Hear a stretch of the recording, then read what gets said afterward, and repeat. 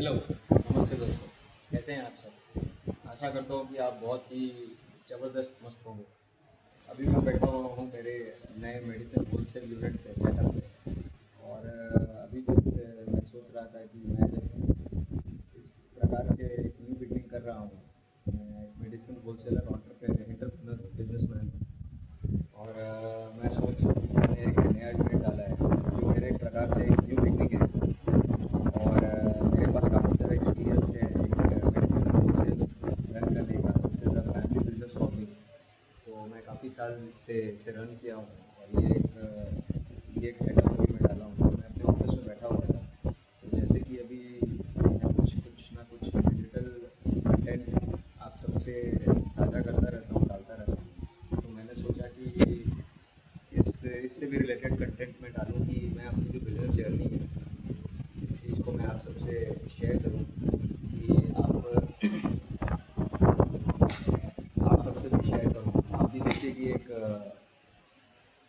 Business entrepreneur को कैसे setup किया जाता है, क्या माइंडसेट होना चाहिए, कैसे हम इसे आगे लेके जा सकते हैं। ये एक नए तरीके की शुरुआत है कि मैं अपनी जर्नी को आप सबसे शेयर करूँ, जो अनफिल्टर्ड रॉ कंटेंट के हिसाब से रहेगी, जो आप सबको एक अच्छा मेरे तजुर्बे से आप भी सीख सकते हो, नॉलेज ले सकते हो कि कैसे किसी चीज़ को किया जा सकता है। और सबसे बड़ी इम्पोर्टेंट चीज़ है, अगर आप अपने लाइफ में किसी भी प्रकार का न्यू बिगनिंग या नए ट्रैक में या कोई एक बने बनाए ट्रैक जो रहता है और आप अपने कुछ इंट्यूशन के द्वारा या कुछ अपने समझ से, जैसे मैंने अपने समझ से कुछ जो भी है मेरे को जो लगता है कि आप किसी भी चीज़ को सेटअप करना चाहते हो तो उसके अंदर बहुत बड़ी सेल्फ बिलीफ और चीज़ों की अंडरस्टैंडिंग होनी चाहिए।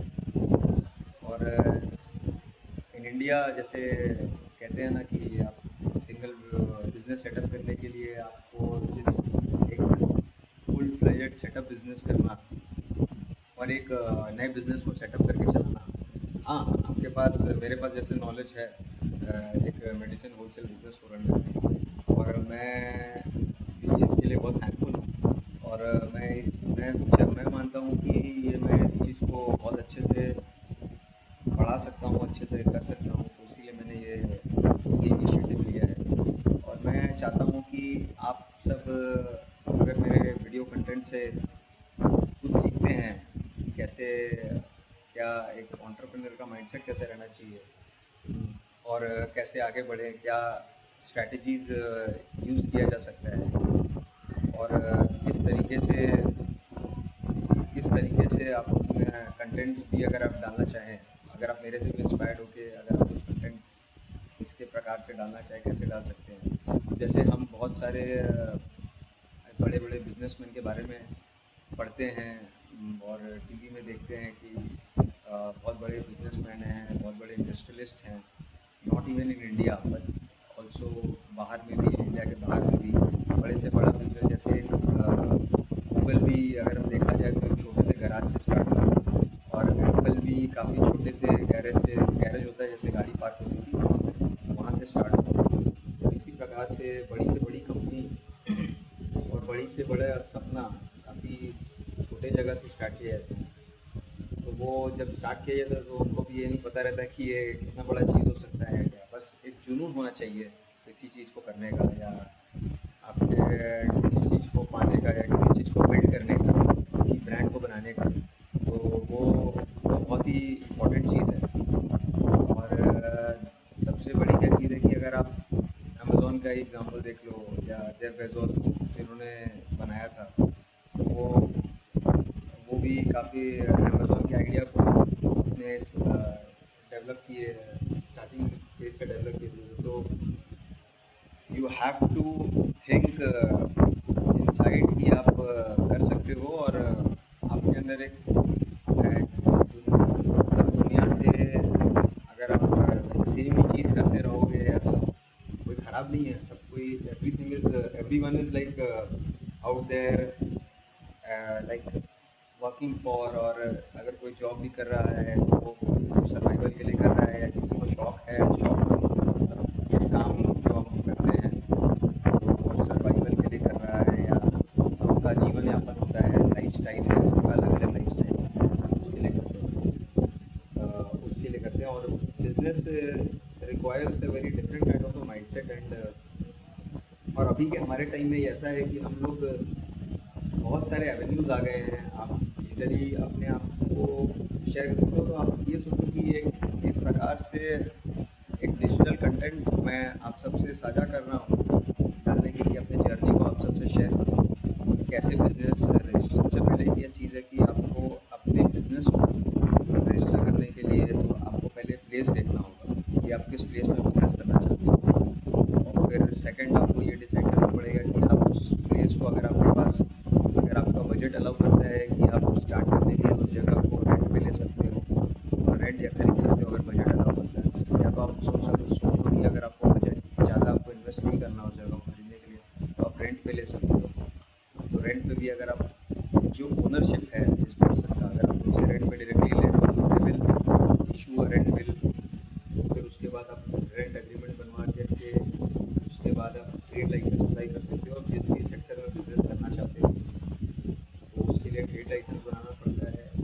देन फर्दर आप जिस भी इंडस्ट्री में जाना चाहते हो उसके रिगार्डिंग आपको उस इंडस्ट्री के बारे में अच्छा नॉलेज, या कुछ इतना तो नॉलेज होना चाहिए कि आप उसे बिजनेस कर सको और लोग या आस पास के और सारे बिजनेसेस आपको जाने। नए बिजनेस अगर आप स्टार्ट कर रहे हो इसलिए, और अगर आपकी प्रोसेस होता है, मैं पेपर वर्क का भी मैं बात करता हूँ, इन सब चीज़ों को मैं बाद में आऊँगा।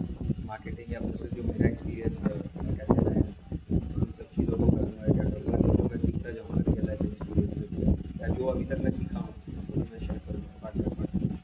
एंड आपको ये सबसे पहले तो चीज़ है डॉक्यूमेंट, आपकी बिजनेस का एक प्रेजेंस, एक रजिस्ट्रेशन सरकार के पास होना चाहिए। तो आपको एक प्रॉपर ट्रेड लाइसेंस की जरूरत पड़ती है उस जगह की।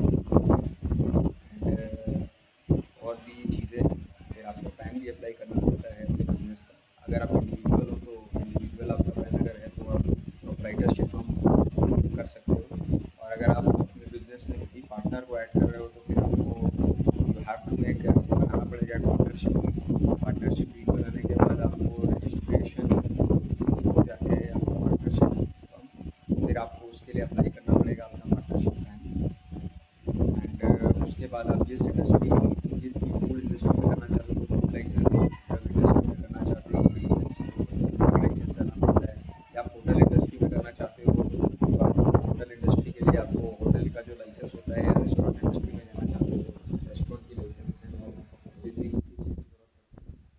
और सबसे बड़ी क्या चीज़ है कि जैसे इंडस्ट्री अब सेलेक्ट तो ईज़िली हो जाता है ये अराउंड ट्रेड लाइसेंस, आपको 1 या 2 दिन में डॉक्यूमेंट्स मिल जाते हैं।